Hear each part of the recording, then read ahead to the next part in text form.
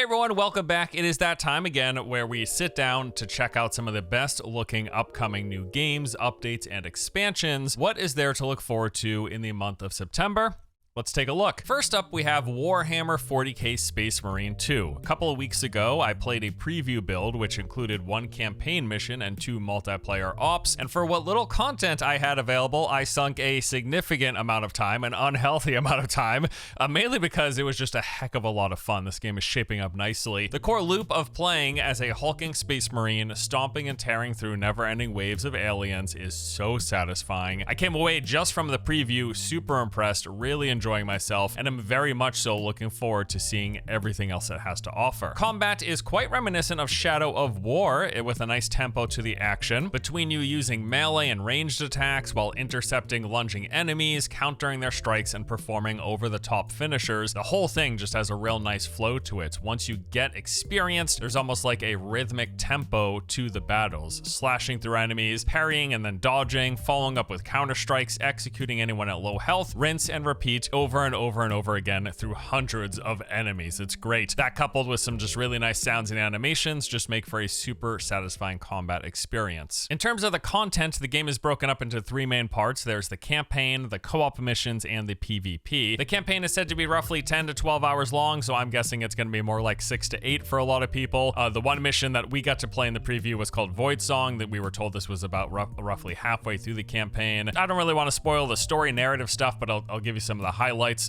There were multiple sections with a really good world building. We had time to kind of take in and soak in the environment. Seems they've done a good job of executing on the grim feeling of the 40k universe, while also showcasing its over-the-top grandiose scale. There was some nice enemy variety. We had the basic Tyranid hordes that would run up and swarm you, dual-wielding knights, ranged snipers, stealth assassins, bombers, floating squid support things. We also got a glimpse of the cosmic confetti-spewing chaos marines. Love them. For one section of the map, we got access to the jump packs, which let us fly up high in the air and then smash down, cratering anyone unfortunate enough to be landed upon. Loved this in the first game. It's back here in the sequel. Happy to see it. There's also a couple of mini bosses, and then the whole mission culminated with a big boss encounter, which was genuinely interesting in terms of its mechanics, its visuals. It was also quite difficult. Hoping to see more of this in pretty much every single mission. Then beyond the campaign, there are the co-op operations. This is one of the 2 types of multiplayer that will be in the game come release. Operations are these handcrafted missions where you play as one of 6 distinct classes with up to 2 other people, and you move through levels that act as sort of these side stories to the main campaign. These are basically like the Space Marine 2 version of Warhammer 40k Darktide. It's a very similar formula in that you are moving through these linear levels, taking on hordes of enemies, completing objectives at various intervals, managing your resources, and trying to stay alive. There are a set number of revives per every mission. The harder the difficulty, the harder and more numerous the enemies, also the fewer revives you get. Enemies are then mixed up from run to run in terms of their group size, their placement, and the variety of enemy types. Also, from the second difficulty onward, there are additional side bosses that can appear in the middle of the run. I think for many players, playing through this co-op operations will be a bulk of the content in terms of total playtime. Given that the campaign is said to be about 10 hours long, I'm assuming even less for people, and the fact that I already put over 25 hours into just the 2 operations in the preview, I think this is what a lot of people will be doing, in addition to hopefully the PvP. The final thing called Eternal War is a competitive PvP mode. We don't know a heck of a lot about it beyond the fact that it's going to be competitive teams of, I believe, 6 versus 6, where you take on an opposing team trying to complete various objectives like capture the flag and zone control. If this is anything like the first game, should be a heck of a lot of fun, as PvP was one of my favorite parts. And then beyond all of this, the game has various forms of character power and cosmetic progression for you to work towards, but we don't really need to go that far into the weeds in this video. I'll just say, can't wait for this one. Easily one of my most anticipated games of September. Should be really good. I've loved what I've already played. We are planning to release a full review video as well, so stay tuned for that. Warhammer 40k Space Marine 2 will be launching on September the 9th, although they are letting you pay extra money for advanced access, one of my least favorite trends in the industry. Outside of that, like, I love everything about this game, but yeah, I hate extra. Pay us extra money to play it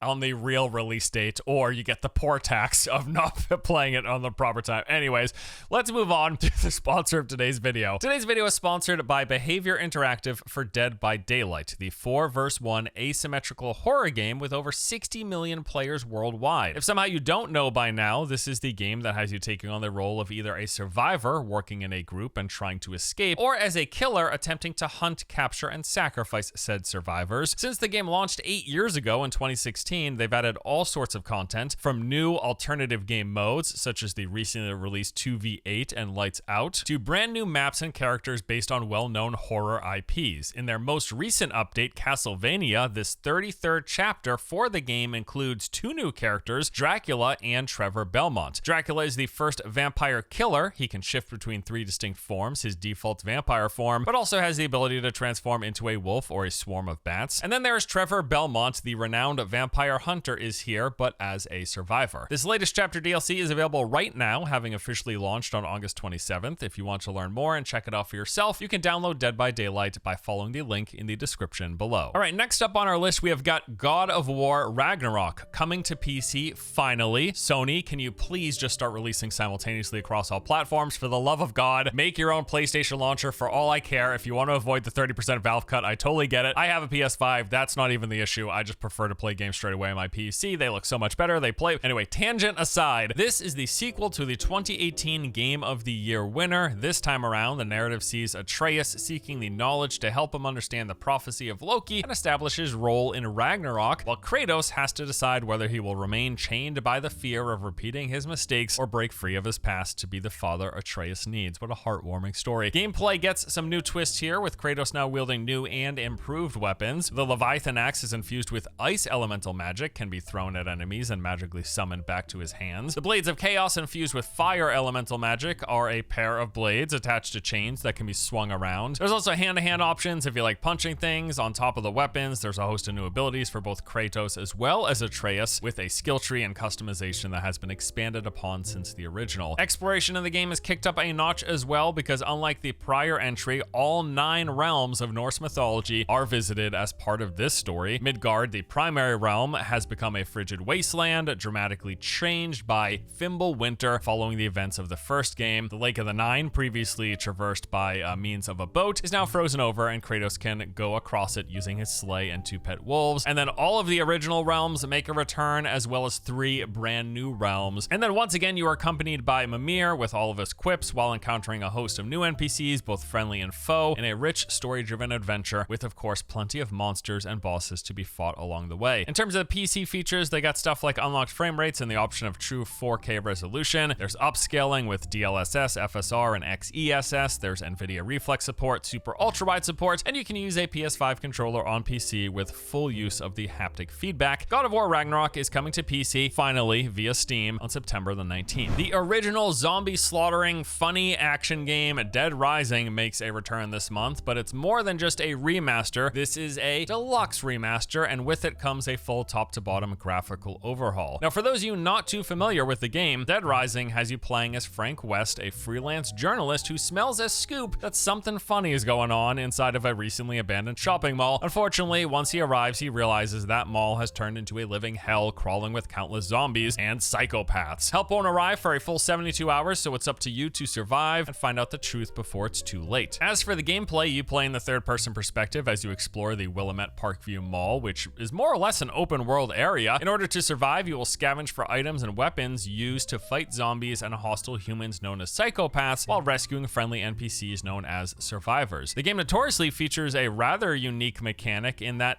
the whole game is set on a 72-hour time limit, in which you have that amount of time to complete the story before it expires. So you'll seek out all sorts of weapons scattered around the mall, which you'll use against the zombies' hordes. You'll find these just about anywhere, and they include basic stuff like firearms and bladed weapons, but also less common options like sports equipment, children's toys, furniture, construction tools, and electronic devices to smash in the heads of zombies. A bunch of quirky weapons in this game. In total, there's over 250 ranged and melee items available to use in combat, some of them a bit stranger than others. I remember this game from back in the day. It was rather unique, and generally people seem to really enjoy it. Much more of an arcadey take on the zombie genre, with a bunch of tongue-in-cheek humor in it there as well. The overall time limit structure is pretty unique too, and then, you know, depending on how many people you want to save or how many psychopaths you want to fight, there can be quite a lot of stuff to do. through, a lot of secrets to discover, weapons to find, and even things like unique events that could be missed if you were too slow to get to them. Just a really interesting game across the board, really. Now, it is worth noting this is the second remaster for the game, although this time around, as mentioned, there has been a complete top to bottom visual overhaul, and it's also now fully voiced, supports autosaves, and has various other quality of life improvements. This definitely seems like the definitive version of the game. The Dead Rising Deluxe Remaster launches on September 19th. Frostpunk 2 is the sequel to the highly acclaimed BAFTA-nominated survival game that blends city building with strategy and management elements. The original game has an impressive 92% very positive rating on Steam with over 90,000 user reviews. Not too bad for what is undoubtedly a very niche genre for a game. This sequel takes place 30 years after an apocalyptic blizzard storm during a time where the Earth is still overwhelmed by a never-ending frost and harsh winter. Unlike the gameplay of its predecessor, this one focuses on more than just mere survival. The player assumes the role of a steward who, as the leader of this resource-hungry metropolis, has to deal with an ever-changing political climate. This is because as your city grows, creating and passing new laws becomes more complex. The people divide naturally into different factions with contradictory visions of the future. The council is the place where these ideas clash, and sometimes violently. It is your role as the steward to try to ensure the city doesn't fall because of these conflicts. Some of the bullet point features of the sequel here include the districts, where your city is divided into these zones that serve different purposes, like the housing and extraction zones, and then you'll have to build new ones while trying to manage what's already there. You'll have special buildings like City Hall or the Research Institute, where you put laws and projects into effect. There are colonies, these establishments you construct out in the Frostland that provide your main city with its necessary resources. There's the faction system with those multiple conflicting factions as mentioned, and then that council that serves as the main hub of your decision making. I couldn't find a whole lot of information beyond like the basic details in the Steam description and some short trailers. However, as I did mention, people really like the first game, and this seems to be just an across the board improvement on all of that. Rather interesting looking. Frostpunk 2 launches on September 20th. And we got another sequel here with Greedfall 2, The Dying World. This is the second installment of the action RPG from development studio Spiders. It's also a prequel set 3 years before the events of last game, following the adventures of a native snatched from their homeland and brought to the old continent against their will. Following the small but successful original release, the studio has said they're keeping the core essence and main features of that game, but then expanding upon it. So we will be seeing the return of the customizable characters, letting us select our starting attributes and then building from there to create a build for our own personal playstyle and combat preferences. It's got classless development with a progression system that allows for exploring different branches of a large skill tree, with the freedom to explore different builds and skilled synergies however you please, on top of there being talents, attributes, and a vast artillery of equipment to select from. As for what's new, well, we're going to be exploring an entirely new location, the Old Continent, whose inhabitants are constantly embroiled in conflict while they battle for dominance. This land includes a variety of biome types, cities and towns to explore, and within them, people and cultures to discover. You're able to forge a custom team from a unique cast of characters that you'll meet along the way, not only selecting your party's composition and their equipment, but also controlling them in combat. Party members will even react to the choices that you make inside and outside of combat. And there's a new combat system with a higher degree of control and customization. There's tactical pause to let you stop the action and plan your strategy, carefully utilizing action points to get the edge on your opponents. Spiders has always been one of those interesting like mid-tier AA development studios, and they've made some games that I've really enjoyed. Not the most polished titles in existence, not the most AAA because they're not AAA, but games that I've always found to be interesting. Greedfall 2, The Dying World will be launching on September 24th. All right, so that is the main chunk of the list, but as always, we got quite a few honorable mentions this month, starting off with The Casting of Frank Stone, this interactive drama horror title by Supermassive Games set in the Dead by Daylight universe. The story involves 4 young aspiring filmmakers who want to make a horror movie in a condemned steel mill. What a great idea! Similar to their previous Supermassive games, this one includes a branching narrative, environmental puzzles, and quick-time events. Every decision you make will shape the story and impact the fate of the characters within, meaning many of them are bound to get got. Brimming with emotional gut punches and high-stakes horror, simple decisions can lead to serious consequences. Again, this means dead people. The Casting of Frank Stone launches on September 3rd. There's actually a demo currently available on Steam as well if you want to check it out. Age of Mythology Retold is a new game from the creators of the award-winning Age of Empires franchise. This time, though, they're going beyond history to a mythical age where gods, monsters, and humans collide. You'll choose your gods from the Greek, Norse, Egyptian, and Atlantean pantheons, devastate your enemies by summoning powerful lightning lightning storms, earth-shattering quakes, and even famed Nidhogg dragons. Wow. Or you can call upon nourishing rains and protective dryads to help your people grow and prosper. You'll unleash various monsters inspired by the world's great mythologies, including centaurs, trolls, mummies, bejeweled crocodiles who harness the power of the sun, and mighty one-eyed cyclops. In the game, you can embark on multiple campaigns spanning across 50 missions, or enjoy multiplayer either head-to-head or against advanced AI on dozens of randomly generated maps and scenarios for, quote, limitless replayability. Age of Mythology Retold launches on September the 4th. Reka, finally, a game that lets me channel my inner Nordic witch. I genuinely think this is interesting. This is a survival game, but a little different. You play as a witch out on a quest to uncover the great mysteries of the legendary Baba Yaga. In the process, you will build a cozy chicken-legged hut, practice witchcraft, and forage for ingredients out in the woodlands. Like any survival game, which this seems to be very much one, you start with nothing, and then from which, you'll craft your own witch with fully customizable character creation tools. You'll construct, bewitch, and journey in your very own mobile home. It's so funny. Which you could decorate and create with ultimate placement freedom. Forge a path through this breathtaking, procedurally generated natural landscapes, discovering and taming wildlife to join you in your adventures while exploring settlements, accepting quests, and deciding whether to help or hinder the local villagers. This looks cool and cute. Count me interested. Reka launches on September the 12th. Final Fantasy XVI, after its existence was prematurely leaked thanks to Nvidia, Square Enix has finally confirmed that the PC port is releasing this month. This tells the tale of Clive Rosfield, a tragic warrior who swears revenge on the dark icon Ifrit. Final Fantasy lore is just so over my head. I'm sure I would love it. I'm so far behind. I feel like just everything blows right by me. When I looked, there didn't seem to really be any PC specific features for the game listed. Nothing like improved frame rates. We saw some graphical updates and hopefully better performance, but there really wasn't a lot there listed, so don't know what to expect. But other than that, yes, Final Fantasy XVI, the game's already come out. It reviewed quite well amongst critics. We'll see where it lands with users when the PC port launches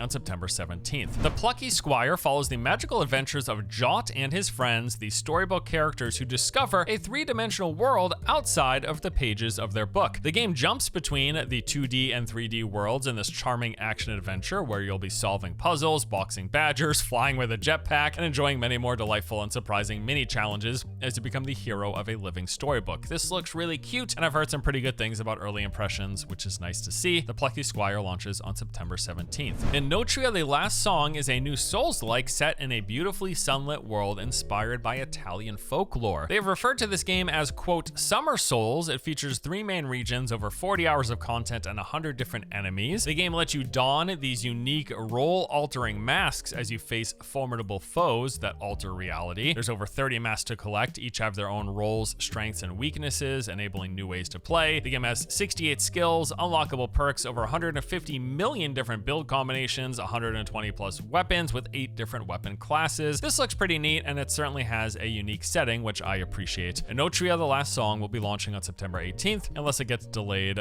for a second time. Tiny Glade is a small, relaxing game about doodling castles. Explore gridless building chemistry and watch the game carefully assemble every brick, pebble, and plank. There is no management, no combat, and no wrong answers, they say. You just kick back and turn forgotten meadows into lovable dioramas. This is clearly a super chill, sit back, relax, and free build kind of a game. It looks really pretty, which is nice as well. It could be a nice, like, chill experience. Tiny Glade launches on September the 23rd. Now, as for betas, there's a couple taking place this month. First up, there's Call of Duty Black Ops 6. It has an open beta from September 6th to the 9th, or you can play 1 week prior, starting on August 30th if you happen to pre-order the game. This is going to be a multiplayer-focused beta, letting players test out several maps and game modes prior to the official release. Also, New World's Aeternum update, which coincides with its console release, is getting its own beta. From September 13th to the 16th, you can test this updated version of the game. They are overhauling, from what I've seen, and adding a fair bit with this update, while also refusing to call it an MMO so as not to confuse the console audience. Don't even get me started. Yeah, I mean, for all of its faults, there was a lot of fun to be had in New World. As a base game experience, I enjoyed it. It just really started to fall apart in the mid and late game, but it's been a while since I've revisited it, and I mean, I'm interested enough to give this update a look, so I will probably be jumping into the beta. And then also, hey, maybe we get a Path of Exile 2 beta prior to the early access release that's coming up, right? I know I'm just huffing copium at this point, but a guy can wish, right? All right, now before we go, if you're wondering why Throne and Liberty wasn't on this list, as the game was set to release on September 17th? Well, it's because mainly that it got delayed, pushed back by a few weeks, and is now launching on October the 1st. So I do plan to talk about the game a bit more in next month's list video, although frankly, I've kind of lost all enthusiasm that I had for Throne and Liberty after its playtest the other month. The biggest factor for me was just I don't think the combat is terribly fun, and since that is what you spend over 90% of your time doing, I don't know that the rest of the content the game has to offer much matters to me. In fact, technically, the game is coming out in September because they are selling early access, which is going to let players start as early as the 26th, but whatever. I don't know. It's an MMO launch. It's a new MMO. That in and of itself is reason enough for me to jump in, because